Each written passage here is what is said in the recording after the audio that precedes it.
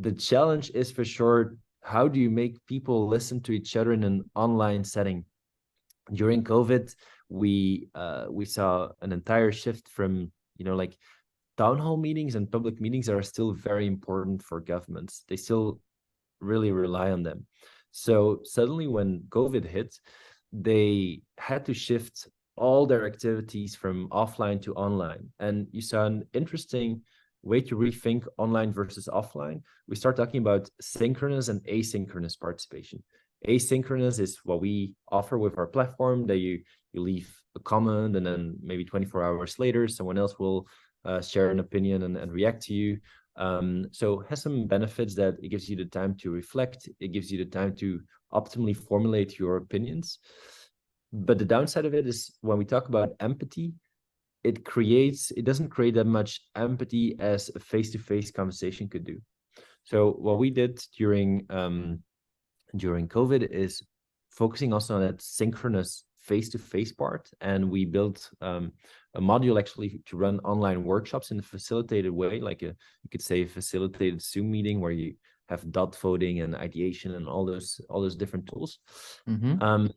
Because that is really the belief that you do need the face-to-face to complement the purely online. I'm not a believer in, an online digital platform is going to take over the entire local democracy.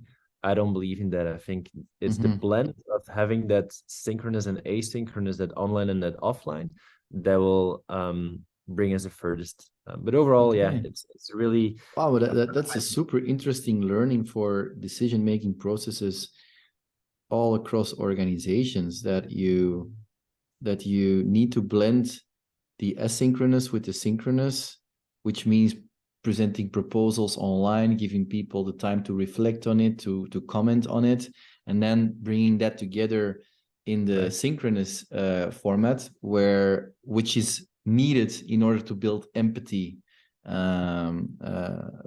within the group. So wow, that's thanks for sharing that. That's super interesting learning.